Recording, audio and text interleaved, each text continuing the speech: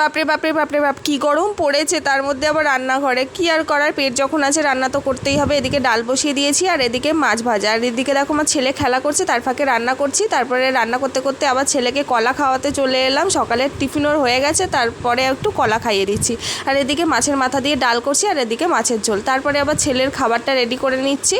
তারপরে এখন ছেলেকে একটু ঘুম পাড়াবো খাইয়ে দাইয়ে। দেখো ছেলে ঘুমিয়ে পড়েছে। তারপরে আমি পাগলি অবস্থা থেকে ভালো অবস্থায় চলে এলাম স্নান টান সেরে। তো এই যে রান্না হয়ে গেছে আমার মাছের ঝোল আর মাছের মাথা দিয়ে ডাল, আর গরমে একটু শশা না হলে হয়।